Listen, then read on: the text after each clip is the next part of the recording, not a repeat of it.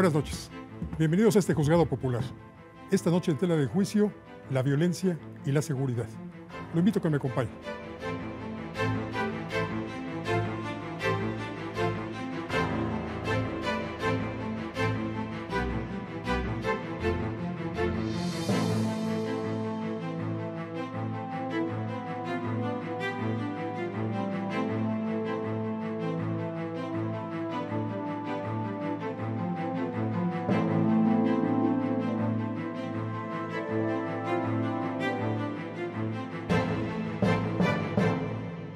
Y como testigo de descargo he invitado al licenciado Alberto Bullrich a que pase al estrado.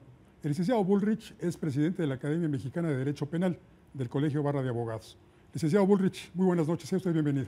Gracias, muy gentil, buenas noches. Hemos visto por los testigos que han comparecido en esta corte que el problema de la delincuencia, el problema de la violencia va en incremento. ¿A qué obedece esto? Bueno, obedece primordialmente a una falta de capacidad absoluta de nuestros sistemas de inteligencia para poder detectar y prevenir este tipo de conductas que tanto están afectando a la nación. ¿Y la inteligencia por qué? Porque estos órganos son los que deben estar plenamente capacitados para detectar dónde están surgiendo esos fenómenos de delincuencia, dónde están surgiendo esos focos que están infectando tanto a la nación. ¿Podría decirse que desde que desapareció, por ejemplo, en la capital de la República, el servicio secreto, se han incrementado los crímenes en la ciudad? Trajo mucha consecuencia la desaparición del servicio secreto, de la Dirección de Investigaciones, lo que era la DIP. Eso trajo como consecuencia que la delincuencia se incrementara mucho dentro de la capital de la República. ¿Cómo nos afecta en general a la sociedad el tema de la violencia, de la delincuencia desatada? Bueno, ese tema afecta porque nos da una inseguridad absoluta, una inseguridad jurídica, dado que el Estado no ha sido lo suficientemente capaz para poner coto a ese fenómeno. Dicen que la delincuencia se origina por la pobreza, por la falta de educación. ¿Coincidiría usted en eso?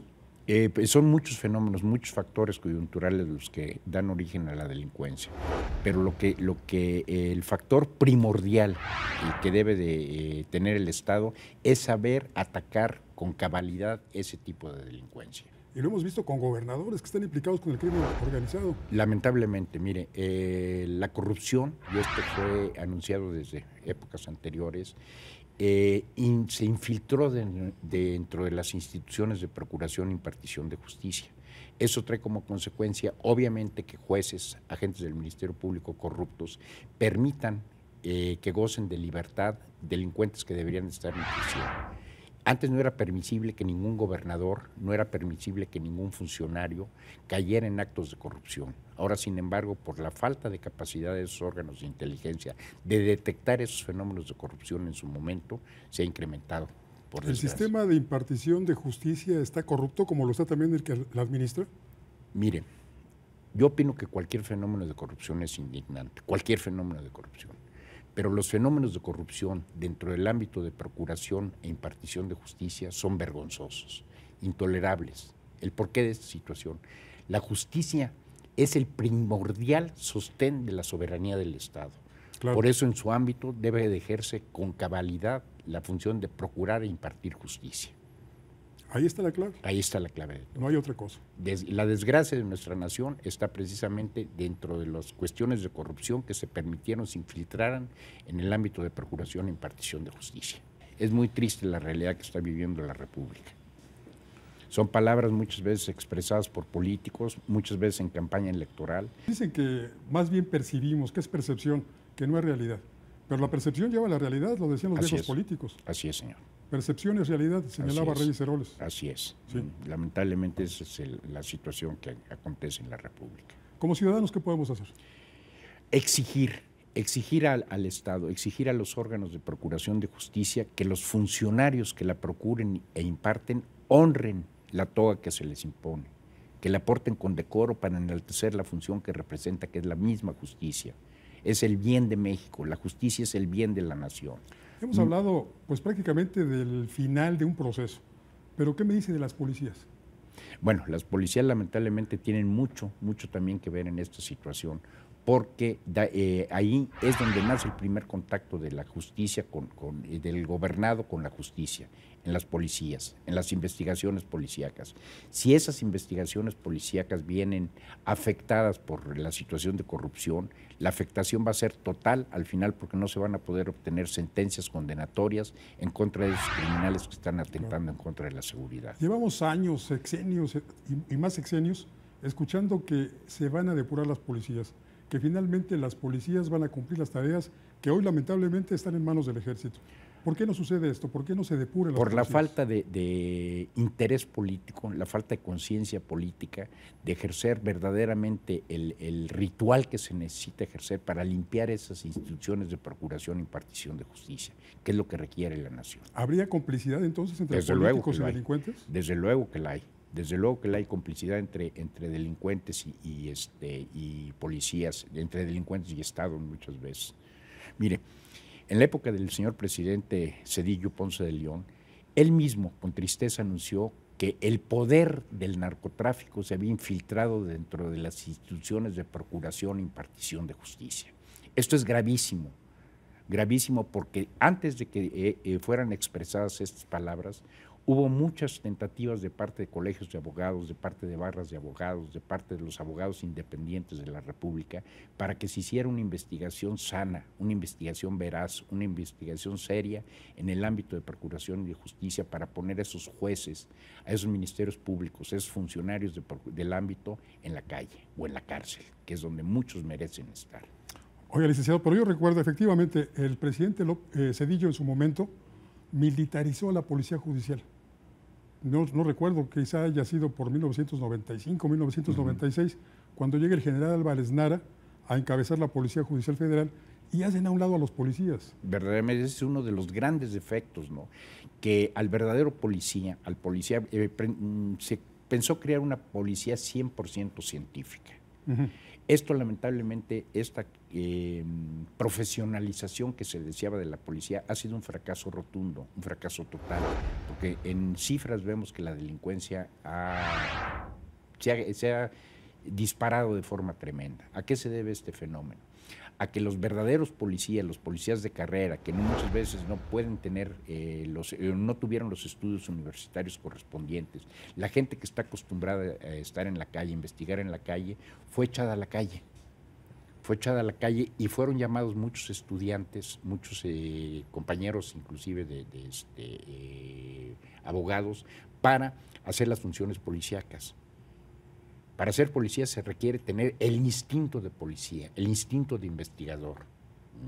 ¿Y el soldado no? El soldado no lo el tiene, soldado está... el soldado está en los cuarteles. Claro. Nuestra constitución política de los Estados Unidos mexicanos es muy clara, es muy precisa. Las instituciones de policíacas son las encargadas de garantizar, son los garantes de la sociedad. Claro. Como lo es las instituciones de procuración de justicia, impartición de justicia. Y el ejército, por otra parte. El ejército es garante de la soberanía, Exacto. que son conceptos muy diferentes. Claro. No se puede mezclar agua con aceite. Claro. No se puede. Antes de desaparecer la policía, yo creo que se requería hacer una investigación para meter a la cárcel a esos malos policías. Eso es lo que se requería. No hacer toda la estructura que crearon, todo el dinero que se ha gastado en esta situación, que no ha traído un resultado eficaz para México. Y en muchos casos, lamentablemente, no sé si coincide usted, cuando los policías dejaron de serlo, pues se pasaron al otro bando. Claro, definitivamente. Cuando fueron dados puestos en la calle esos policías, porque no le convenía a las instituciones de procuración de justicia tenerlos, es cuando esas gentes tuvieron que buscar otros medios para subsistir y para llevar alimentos a su domicilio, a sus casas. Lamentablemente eso trajo como consecuencia que muchos policías se cambiaran al bando, como también se cambiaron gentes del ejército. Hay que recordar que los Zetas fueron y nacen de los militares, como nacen las grandes organizaciones de delincuentes de policías. Hemos visto y seguimos viendo día con día que cuando se detiene a los grandes capos, a las grandes situaciones, a los grandes personajes de la delincuencia organizada, pertenecieron a instituciones policíacas. Eso es lamentable, es inadmisible para cualquier Estado de Derecho. México tiene que aprender de la experiencia, tiene que aprender de la historia. Claro. Ya no estamos en el momento de... Ya en la nación está harta de todo ese tipo de situaciones. Mencionaba Fouché en sus memorias que el crimen pues no se podía acabar con él, pero que se podía administrar y que se podía conseguir que el crimen tributara al Estado. Hoy el crimen tributa, pero no precisamente al Estado. Así es. Tributa a los bolsillos de los policías. Así es. Al bolsillo de los administradores de justicia, de los jueces. Eso es cuando se... y vamos a ser muy claros en las palabras.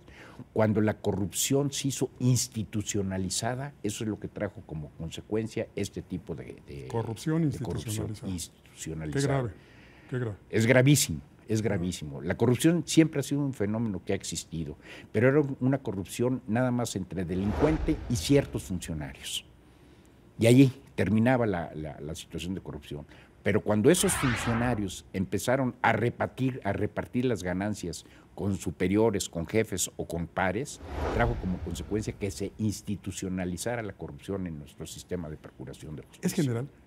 ¿No hay alguna No podemos generalizar esa situación porque tenemos policías de lo más honesto, tenemos jueces de los más honestos, tenemos ministerios públicos probísimos. Pero lamentablemente ya fueron absorbidos por ese sistema podrido de corrupción. Pues qué lamentable, nos deja usted un panorama triste. Difícil. Triste, pero que se puede remediar. Claro que se puede remediar y se puede remediar de inmediato, con voluntad política y con un fiscal, con una gente honesta y un policía honesto que hagan una investigación a sus pares que determine que vayan a la prisión quienes están corrompiendo nuestro sistema de procuración de justicia. Licenciado Alberto Bullrich, presidente de la Academia Mexicana de Derecho Penal, gracias por su testimonio. A sus órdenes. Gracias por acompañarnos a este juzgado popular. El testimonio que ha escuchado usted depende ahora de su juicio, así que juzgue usted. Soy Francisco Rodríguez y le agradezco su atención. Lo invito a que nos acompañe aquí la próxima semana. Mientras tanto, le deseo como siempre que haya buenas gracias y muchas noches.